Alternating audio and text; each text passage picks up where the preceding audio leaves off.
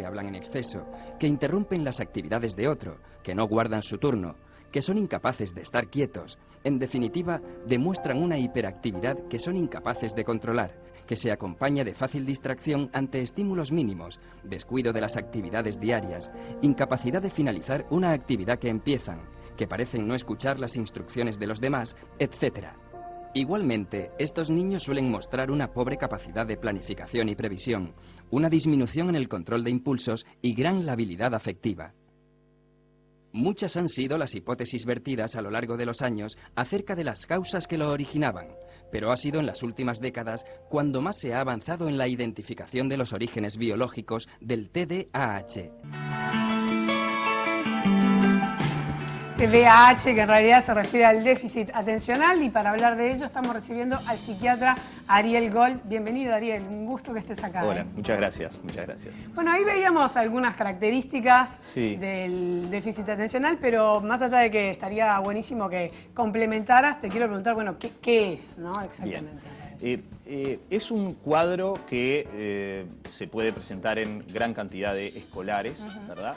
También en adolescentes y en adultos ahora se está definiendo, pero que básicamente el tema es que el niño que tiene déficit atencional tiene una disfunción, una función no buena de algunas herramientas de la inteligencia. Puede ser un niño muy inteligente, pero la inteligencia tiene herramientas para que seamos más eficientes en las cosas que hacemos. Igual que un carpintero, que puede ser un buen carpintero, pero sus herramientas son de mala calidad. Si emuláramos a la inteligencia con el disco duro de una computadora, diríamos que estos niños pueden tener un excelente disco duro, pero algunos programitas no son de buena calidad. Y Claro. vamos a ver cuáles son esos programitas. Incluso Sí. muchas veces se habla de que puede ser, digamos, hablando como de la metáfora del disco Sí. duro, incluso hasta chiquilines que tienen hasta de repente una inteligencia, no sé, más desarrollada. Lo que pasa que, bueno, que en la Sin vida duda. cotidiana, no todos, ¿no? Pero también puede ser, bueno, Absolutamente. justamente eso hace que rápidamente se distraigan, Claro. se aburran. Exactamente. Ahora vamos a ver cuáles son estos programitas. Exacto. Para entender bien. Vamos a imaginarnos a un niño en un aula, Sí. que tiene que aprender. El niño, para aprender, va a tener que prestar atención a cosas que no tienen por qué ser interesantes para él, Exacto. que pueden ser aburridas y largas. Y lo tiene que hacer porque si no, no aprende. Ahora, el sistema atencional es uno de estos programas. Tener un buen sistema atencional quiere decir tener capacidad de atender a pesar de que lo que me están entregando no me interesa. Y si yo estoy en un lugar donde además estoy rodeado de estímulos súper interesantes y no hay nada más interesante para un niño que otro niño o que otros niños, y después va a ser que otras niñas, etcétera, bueno, o la ventana y lo que está después de la ventana, entonces es lógico que si yo tengo un mal sistema atencional, me atraigan más los compañeritos que la maestra y el pizarrón. ¿Por qué la mayor parte de los niños sí pueden atender, los que no tienen déficit atencional? Porque nuestro sistema cerebral tiene una forma particular de estar frente a una situación que hace que yo prenda una especie como de reflector de teatro que ilumina una parte central y oscurezco la periferia cuando tengo que aprender. Cuando estoy ante una situación que la necesito. Claro, porque yo me lo autoimpongo, no porque me interese necesariamente. Porque En yo, realidad, bueno, porque estoy en aula. tengo un cerebro Claro. que me permite hacer eso automático. Está la maestra del pizarrón, ilumino. Bueno. Entonces, ¿qué pasa? Los compañeritos, que son mucho más interesantes, me generan menos influencia que la maestra del pizarrón. La verdad, compañeritos al lado, y la maestra enseñando el límite del Uruguay, que me perdonen, digamos, las maestras de las cuales quiero mucho, pero es más interesante el otro. Pero más importante es lo que está diciendo la maestra. ¿Qué pasa si un niño tiene una falla en el sistema atencional? Tiene una luz amplia. Entonces todos los estímulos llegan y él atiende a lo que más le interesa. ¿Está bien? Exacto. Bueno, esa es una disfunción, o sea, una función no buena. Segundo, tengo que sostener esa atención. Ese foco tiene que estar sostenido. Y acá los niños con déficit atencional es como si tuvieran este reflector, la tuerquita un poco floja, entonces atienden y de repente hacen ¡poc! Y se pone a atender a otra cosa. Claro, después ya se perdió. O, Sí. exactamente, y cuando vuelven ya no tiene información. Exacto. Segundo componente, segundo programa de no buena calidad, la capacidad de retener una información mientras estoy haciendo algo. Tú en estos momentos tenés que acordarte de todo lo que viene y estás teniendo una cantidad de información que la vas a usar. Por ejemplo, la próxima pregunta la tenés acá. ¿Ah? Si tenés una mala memoria de trabajo, cuando yo termino, quedás en blanco y andás buscando cómo era. Entonces, ¿qué necesitas? Un apuntador que te diga, Soledad, tal cosa.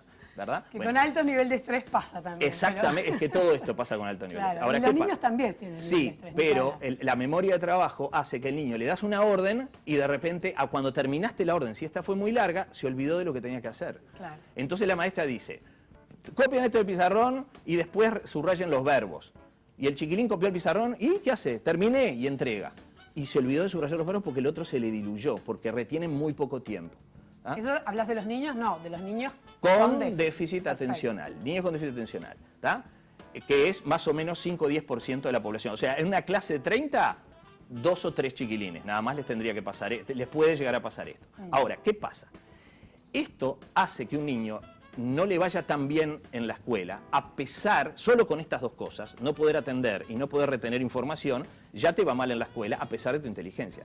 Pero estos niños, los que tienen estas características solas, no molestan. Pero el 80% de los que tienen déficit atencional, además tienen el otro programa que voy a decir ahora, que es el más famoso, que es la capacidad de controlar los impulsos. Es decir, tratar de dominar lo que tengo ganas de hacer, porque lo que tengo que hacer es otra cosa. Un niño de 7 años, si es normal, digamos, lo que tiene ganas es de jugar. Obviamente. Pero está en la clase y la maestra le dice, copia esto del pizarrón. Y él tiene ganas de jugar. Entonces, si aguanta las ganas de jugar, copia y espera a que venga el recreo.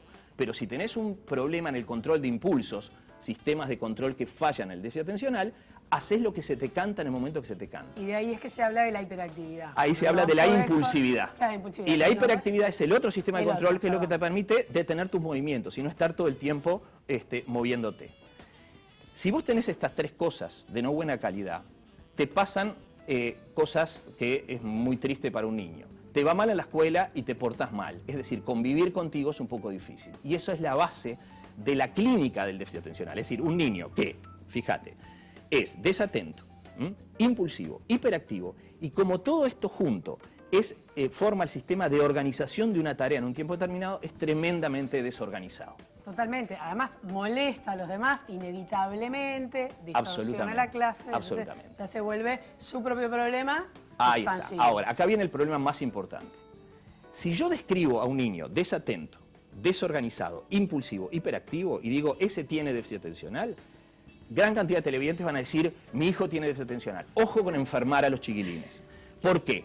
Porque un chiquilín que en los primeros años de su vida no le pusieron límites adecuados y rutinas adecuadas, se comporta igual. O sea, que, ¿cómo se llama un niño que en realidad en los primeros años de su vida no asumió que hay una autoridad que es la que manda y él tiene que obedecer? Ese niño es un niño que tiene un problema en el estilo de crianza, no un problema en algunos aspectos del cerebro.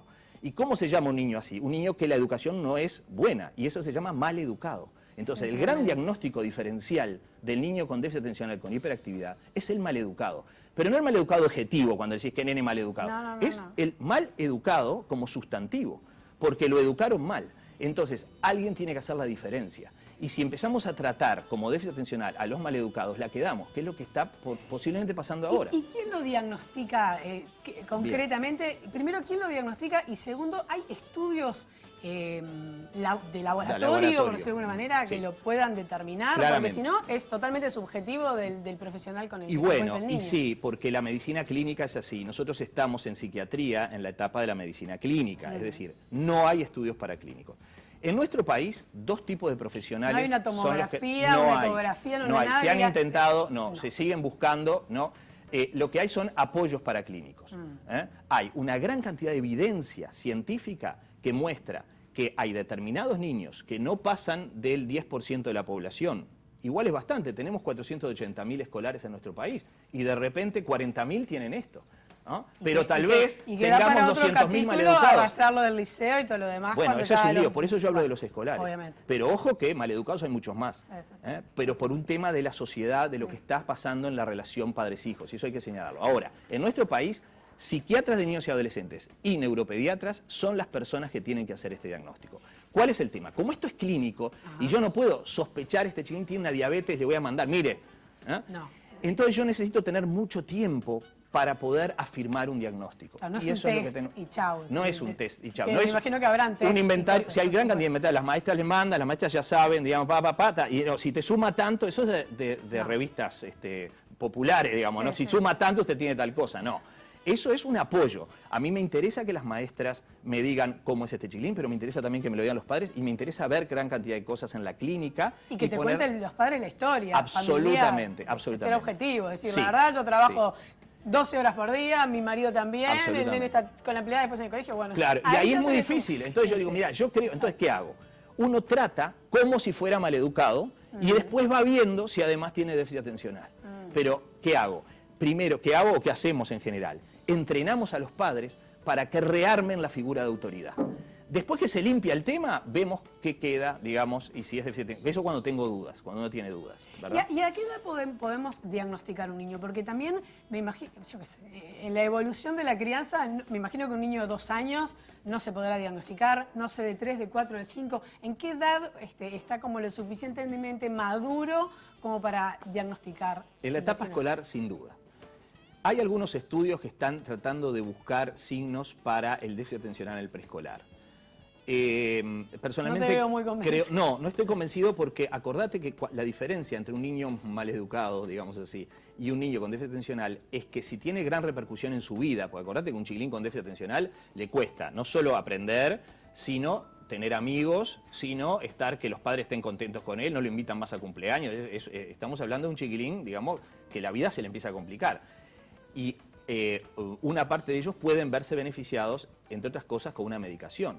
Sí, y si definimos al niño preescolar con déficit atencional, bueno, entonces tal vez tendríamos que medicarlo. No, el tema es, puede ser que yo sospeche que tiene un déficit atencional, pero trato a la relación padres-hijos como cosa fundamental. Y en cuanto, ya tenemos que irnos, pero en cuanto a la medicación, ese es otro gran tema que estaría bueno tratarlo en otra entrevista, porque muchísimos padres se resisten al tema de la medicación, sobre todo ante esa duda que genera el de que no haya necesariamente un examen clínico de laboratorio que te diga si tiene, entonces... Es verdad, mirá que las cosas no se definen solo por un examen clínico.